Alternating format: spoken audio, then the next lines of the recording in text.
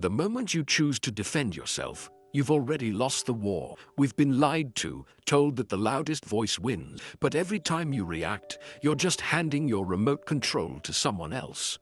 You know that feeling, the clenched jaw when a notification pings, or that burning heat in your chest after a sidelong glance. It's exhausting, isn't it? Being always on guard, but never truly at peace. This exhaustion comes from carrying stones that were never meant for you to hold. In the next few minutes, I'm going to share a story that will change the way you see power forever. You are about to learn the art of silent control, a way to remain the leader of your own soul while the rest of the world loses its head. But there is a reason why most people, perhaps even you, fail to achieve this peace. And it's hidden in a psychological debt you don't even know you're paying. Before I show you how to stop this leakage of power, you need to see the invisible burden that nearly destroyed a man named Elias.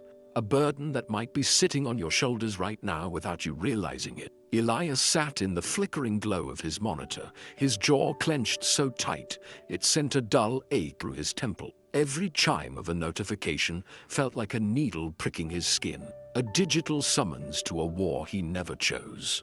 He was a master of the rebuttal, a king of the clever comeback, yet his throne was made of jagged glass.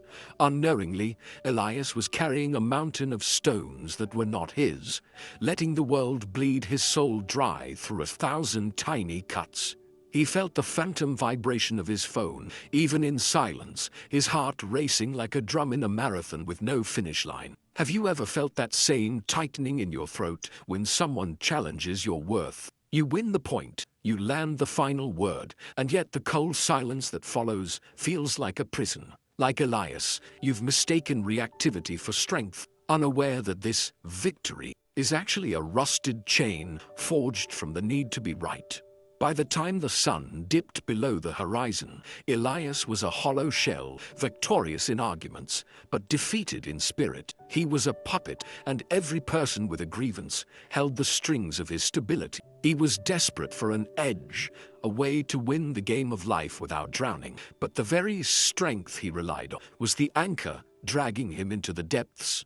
Elias finally decided to seek a man who possessed a command that didn't require a raised voice.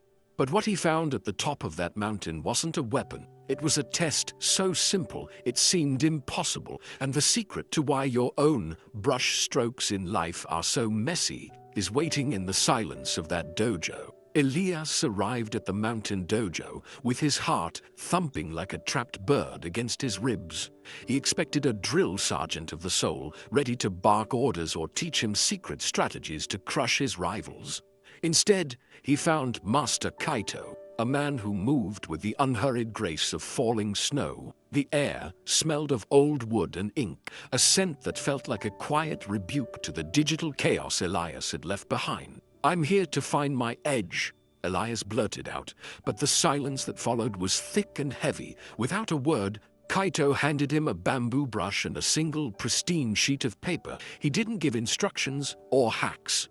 He simply left Elias alone with his own noisy mind. Frustration boiled over as Elias tried to make the art happen, imposing his will on the paper just as he tried to dominate life. But each stroke was a disaster. Ink bled everywhere, and the lines were shaky, revealing his inner chaos. Can you see yourself in that trembling hand? We often believe that trying harder is the path to authority, but that is the ego's greatest lie. You are trying to move the world before you've moved yourself. Kaito finally looked at him and offered a riddle. Observe the ink before you move the hand. He wasn't talking about calligraphy. He was talking about the source of all power.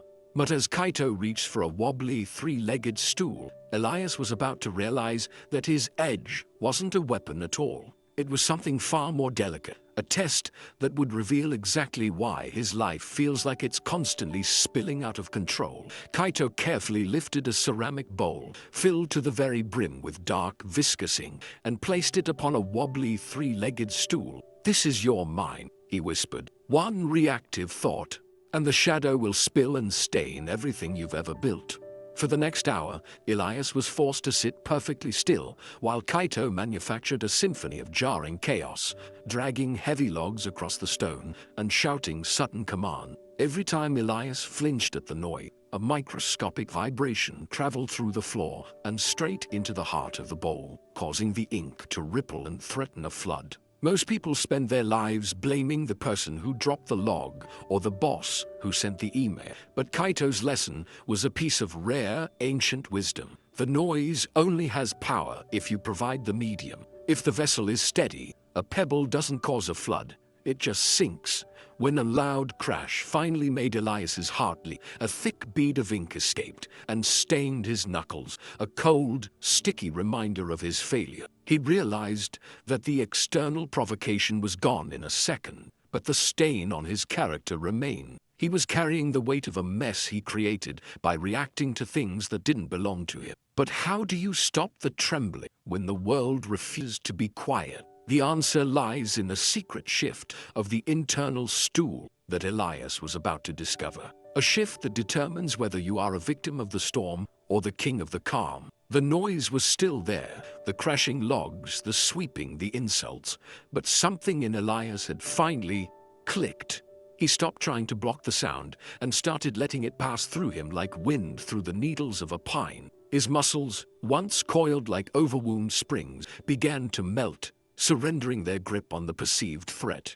Suddenly, the ink in the bowl, which had been a frantic sea of ripple, smoothed into a perfect obsidian mirror. For the first time, the world was screaming, but Elias was truly, profoundly silent. He realized a truth that most people go their entire lives without understanding. A provocation is nothing more than a request for your power. When someone insults you, they are essentially asking, "May I have control over your heartbeat for a moment?" By reacting, you say, yes, handing over the keys to your kingdom to anyone with a loud voice. This is the space between the stimulus and the response. A sacred territory where your true destiny is decided. In that tiny sliver of time, you have the choice to either be a victim or a king. Elias was no longer a live wire waiting for a spark. He was the lightning itself, contained and purpose. But while Elias found his peace on a mountain, you have to find yours in the middle of traffic, stressful email, and difficult family. There is a specific mental architecture required to close the gate of your fortress before the world steals your light, and the exact blueprints for this fortress are closer than you think. Elias walked out of the dojo and back toward the world he had once feared, but he didn't go back as the same man. The notifications would still chime, and the mental wars would still rage, but the strings of the puppet had been cut. The world would look for a reaction and find only a mirror, forcing it to confront its own emptiness instead of stealing his light. He had learned the ultimate secret. The loudest man in the room is often the weakest, but the quietest is the one in control. But let's be honest, many of the stories you hear here aren't just stories. They reflect the invisible weight you may be carrying every day. If you're tired of holding pain, responsibility, and guilt that were never yours, I created a guide for your specific journey called The Weight of Stones That Are Not Yours. This isn't just a book. It is the blueprint for the silent fortress we discussed earlier. It's for those who, like Elias, want to let go of the ink stains of the past, set boundaries that stick, and finally live with more lightness. When you grab your copy today, I'm also including 2 essential tools to accelerate your transformation. Bonus 1. Learning to let go. This is where you'll find the step-by-step mental mirror and still water breath ritual to stabilize your mind before the ink ever has a chance to spill. Bonus 2. When saying no is an act of self-love. This is your shield. It teaches you how to refuse the stones others try to hand you without feeling the crushing weight of guilt. Real authority doesn't come from winning the argument. It comes from being the only one in the room who doesn't need to have the last word. The link to claim your copy and both bonuses is in the description and in the pinned comment. Stop being a follower of your triggers and start being the leader of your soul. Don't let another day go by where someone else holds the remote control to your peace. Click the link now, stay still, stay powerful, and I'll see you on the inside.